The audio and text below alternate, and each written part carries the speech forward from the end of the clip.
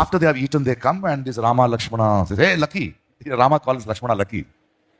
"Hey, Lucky, some tribals have come." They say, "No, we are the owners." రాముడు లక్ష్మణుడు భారతదేశానికి సంబంధించిన వలస కూలీలని దీనిపైన హిందూ సంఘాలు పెద్ద ఎత్తున ప్రకాష్ రాజ్ పైన విరుచుకుపడుతున్నారు. నిజంగా ప్రకాష్ రాజ్ మొదటి నుంచి మనం గమనిస్తూ ఉంటే అటు సినిమా ఇండస్ట్రీలోని వివాదాలు,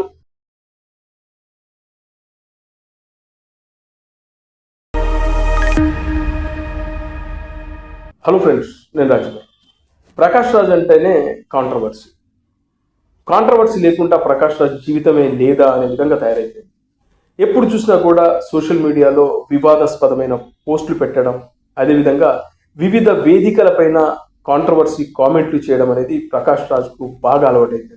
మొన్న మధ్యన కేరళలోని కేరళ సాహిత్యోత్సవానికి హాజరైనటువంటి ఈ ప్రకాష్ రాజ్ అక్కడ కొన్ని వివాదాస్పద కామెంట్లు చేశాడు.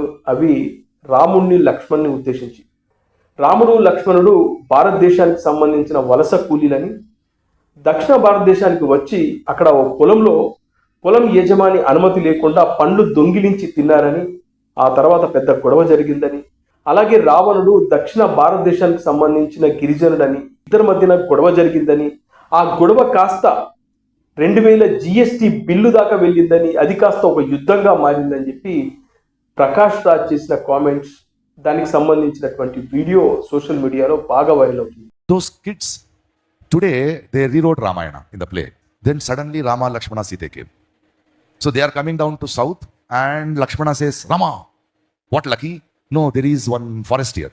Rama says, "No, it is somebody's land. It's somebody's farm." "Oh, there are fruits. Can we eat?" "Yeah." "But is it stealing?" "No, if we are hungry, we can eat."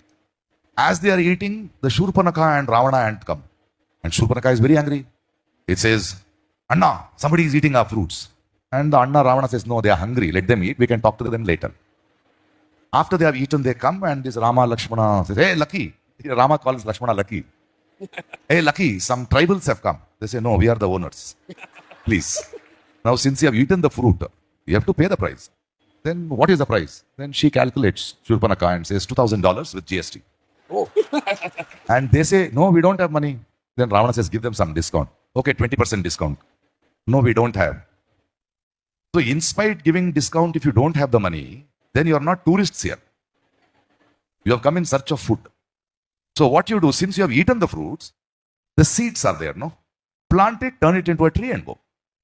"What is your name?" "Oh, I'm Rama from north." "Yeah, I'm Ravana from south. Nice meeting you."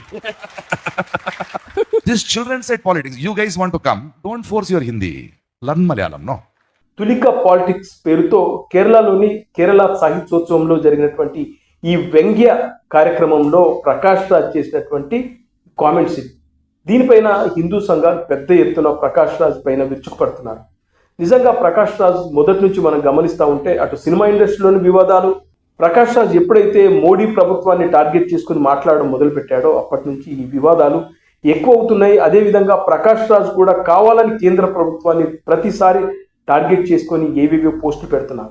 Prakash Raj వ్యవహార శైలిపై పెద్ద ఎత్తున నెటిజన్లు తీవ్రమైన కామెంట్లు పెడుతున్నప్పటికీ, అదేవిధంగా హిందూ సంఘాలు, అదేవిధంగా BJP నాయకులు పెద్ద ఎత్తున ప్రతిఘటించినప్పటికీ కూడా ప్రకాష్ రాజ్లో ఎలాంటి మార్పు లేదు. పైగా ఇంకా కావాలని వాంటెడ్గా టార్గెట్ చేసి హిందూ సంఘాలను కానీ, అదేవిధంగా హిందూ దేవుళ్లపై ఇలాంటి వ్యంగ్యమైనటువంటి కామెంట్లు చేయడం, సెటైర్లు వేయడం, లేనిపోని వివాదాలను ట్విట్టర్ వేదికగా పంచుకోవడం ప్రకాష్ రాజ్కు బాగా అలవాటైపోయింది. ఇది ప్రకాష్ రాజ్ లాంటి ఒక నటుడికి ఇది సరైంది కాదు. ఎందుకంటే సమాజంలో వివిధ కులాలను, మతాలను, అదేవిధంగా ప్రాంతాలను రెచ్చగొట్టేలాగా పోస్టులు పెట్టడమే కాకుండా దాని వెంట లబ్ధి పొందాలనే ఆలోచన ప్రకాష్ రాజ్ చేస్తున్నట్లుగానే స్పష్టంగా కనబడుతుంది.